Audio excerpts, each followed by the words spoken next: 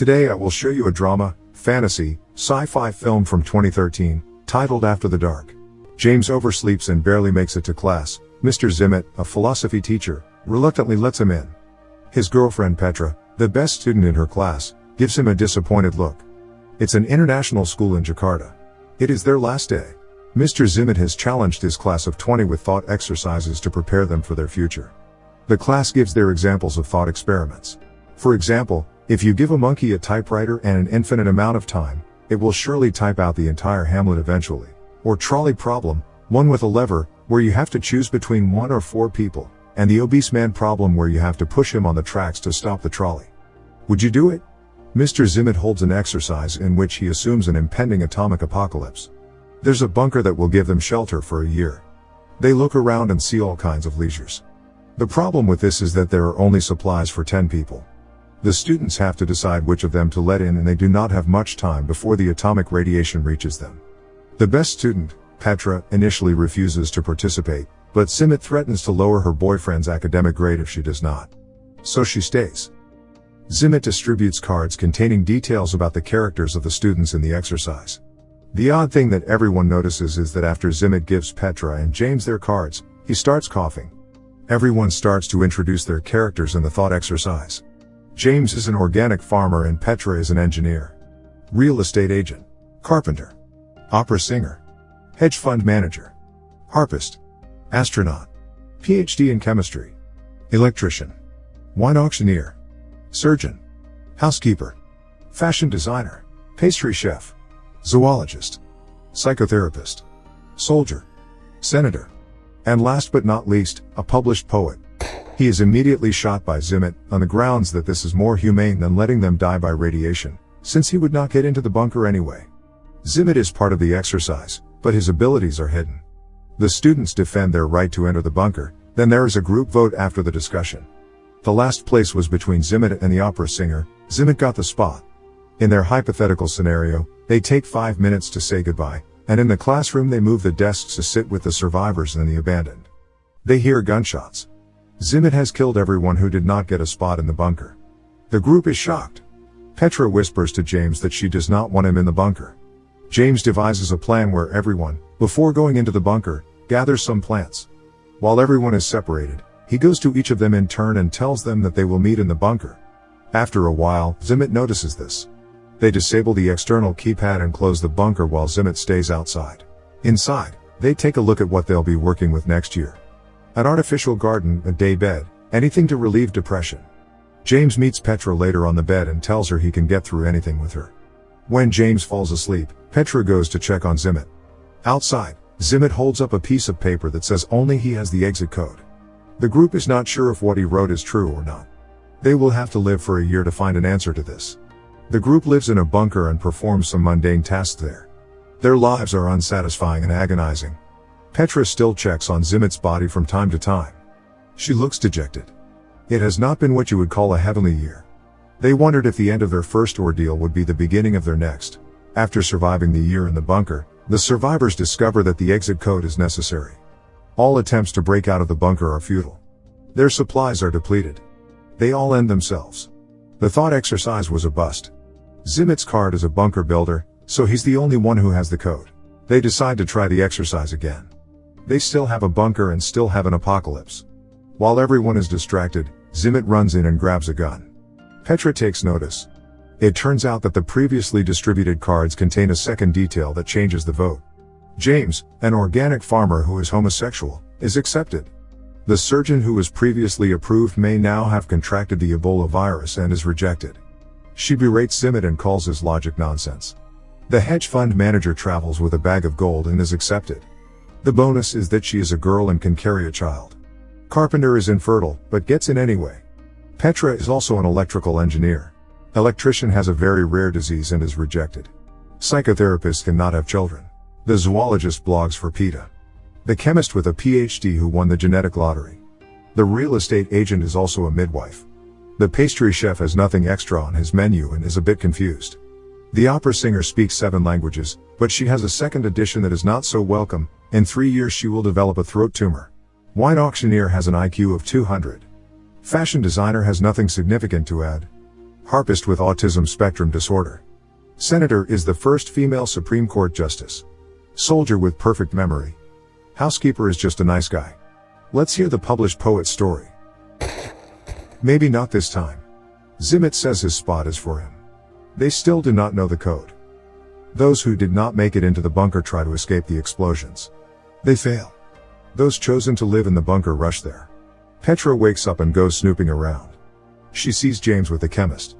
It turns out that he is also homosexual outside the exercise. Aside from what's on the cards, they keep their personalities within the thought experiment. Petra is mildly disappointed.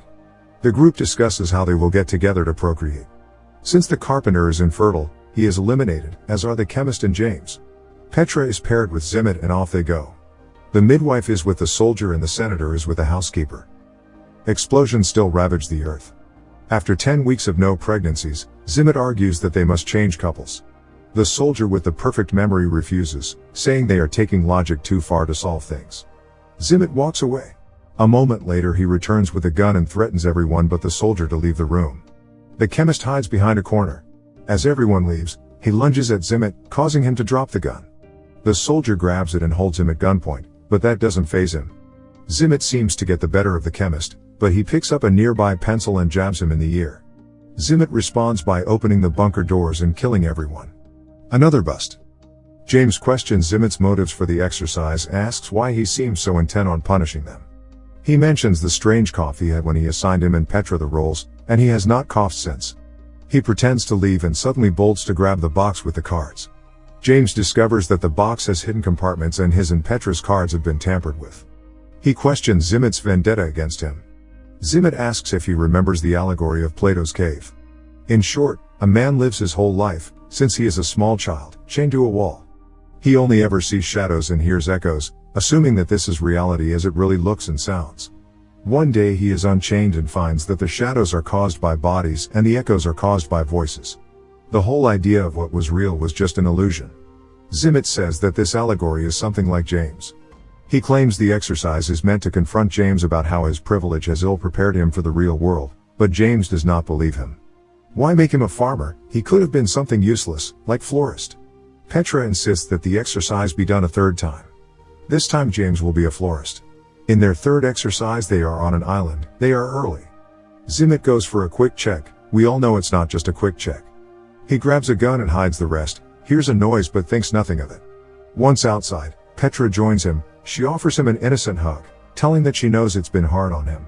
Petra asks everyone to trust her to choose who gets to enter the bunker. Everyone agrees. Petra chooses and explains all of her choices. A wine auctioneer with a genius IQ and some wine with her. Outright Zimmit is speechless.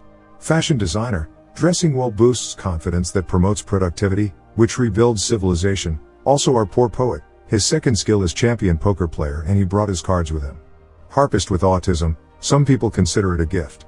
Surgeon who was exposed to Ebola, Petra is praying she wasn't infected. Opera singer, she could be mute in 3 years, but now everyone could fall asleep to her singing. Chemist is taken in because of his perfect genes, but he is distraught that he will be the only one who won't have a partner as he is homosexual. In class he says that statistically someone has to be. The pastry chef comes out of the closet and is allowed in the bunker. 2 spots left. Petra chooses James. Zimmit has enough. There is no way you can justify it. In class he threatens her with a failing grade. He won't allow this to slide. When he reaches for his gun, it's not there. Petra swindled it while hugging him earlier. She gives him back the gun. He tries to shoot, but the gun is not loaded. Petra hands him 2 bullets. She doesn't want him to suffer like last time. James threatens Zimmit with a rifle. He saw him trying to hide the guns. With the last card under his sleeve, Zimmit says that no one knows the exit code except him. Soldier with her perfect memory remembers it from the previous iteration. He leaves defeated. Petra wants to give the last slot to the soldier. In her logic, everyone's life is equal. Soldier outright refuses to take her spot. So the sterile carpenter takes the last spot. James, who is no longer homosexual in this exercise, begs Petra to come. She says she will take the boat and try to get out of the radiation zone, and the carpenter tells that he has the keys to the boat. He pushes her inside, switching places with her before the door closes. Rest rush to the boat to get off the island. Petra continues the thought exercise, explaining that despite horrific circumstances, that should make everyone absolutely miserable, somehow they had fun. Cards helped. A lot. Some good wine. Shakespeare performances and original poems. James tells how much he loves Petra, but she hesitates to respond with the same phrase. Petra makes a harp for the harpist, and with the opera singer, their evenings were always magical. The bunker was enjoyable and filled with creativity.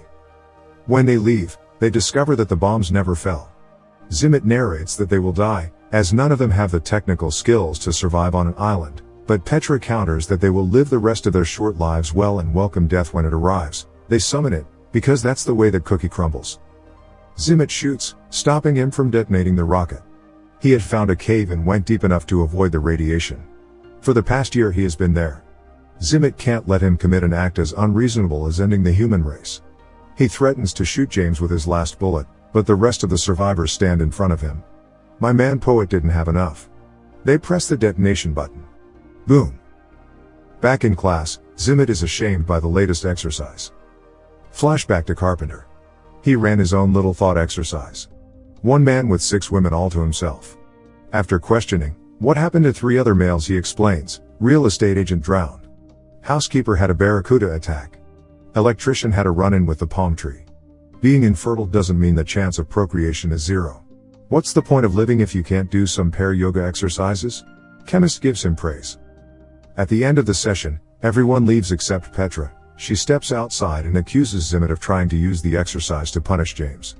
Zimmit has been having an affair with Petra, and he believes James is beneath her.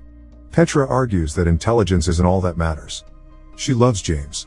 Petra gives Zimmit a last kiss and leaves. The film ends with Zimmit alone in the school, running many thought exercises with himself, as he contemplates ending it all.